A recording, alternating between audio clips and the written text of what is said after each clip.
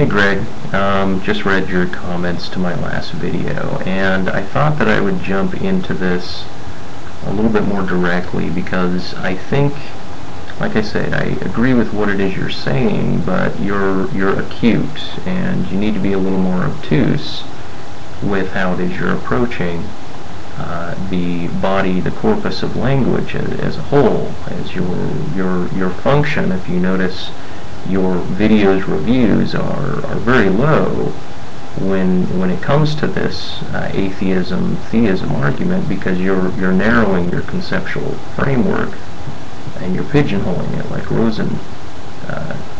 Google mentioned at the bottom of the page of comments as well.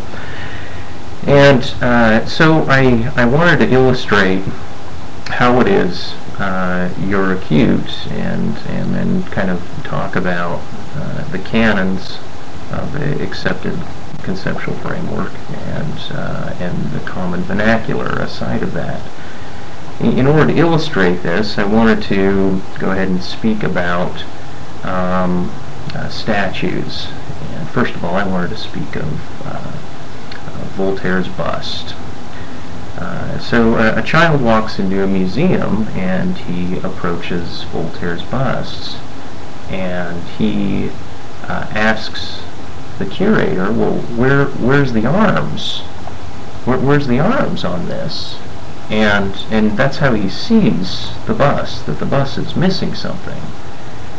And would the child be wrong in sensing that the bust is missing something? And the curator says, well, no, this never had arms. It was never intended to have arms. This is a complete figurine. It's a complete statue. And the child scratches his head and says, oh, okay, that's kind of interesting. And then the child takes off with his parents and goes down the hall, and he then comes across the Venus de Milo.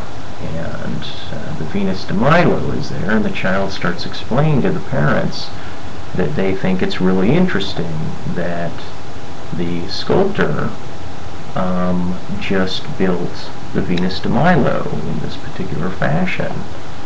And the parents go, no, that's wrong. The head is missing. It's broken off. The arms are broken off. This definitely had arms, and it had a head. And the child's like, no way, I'm not accepting that. I'm not accepting that. So they bring over the curator, and the curator then has to explain, well, no, these are missing. And the child's like, well, but you just said on the bust that it wasn't missing the arms. And so the child's then looking at the Venus de Milo and says, well, how do you know that this sculpture was not just intended like this bust was? And the curator has to say, well, you know, back at this time in Greece, and all the other sculptures, there was no advent of busts. People were not making these as of yet, the Voltaire busts, and so all the other sculptures in association and context with this Venus de Milo indicate that this was a full sculpture, and that in fact it is lacking arms, it is lacking a head. And so the child's like, oh, and he has to understand that there's these two types of seeing the world, where one is embracing their senses, and they're seeing the world in one particular way. Now, I'll argue, Greg, that everything that you're doing in your argumentation, although correct, is simply on the bust side, where you're trying to narrow everyone's scope as far as seeing the bust, or if arms were God in this case, that no, the bust is complete, and to mention arms is but a lack. But is the child in mistake for replacing context or seeing it differently? Let's say that instead of a child, it was somebody from an Oriental, ancient Oriental, hieroglyphic, pictographic language, and they had not come to the formalization of canonizing the word capital T truth, or the word not. Let's say that the word not was inaccessible They just accepted propositions fully and not as if they were missing anything. Now, for example, in ancient Egypt, there's no busts. There's propositions, or I guess we shouldn't even call them propositions. There's graphs, there's glyphs, and such. And there's no busts at this particular time. And so,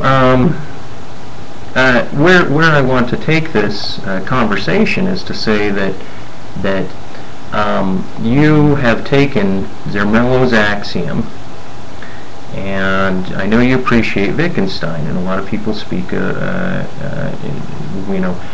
Tractatus Logos and its connection with the philosophical investigations. Did he want to kick the Tractatus away and abandon it and let this one overshadow that one, or did he want them to be combined and necessarily bivalent? And I wish you would look up the principles of bivalence, because I'll argue one is a common inherited vernacular and the other one is a canonized, formalized, as you understand context, use that we use in science and the sort.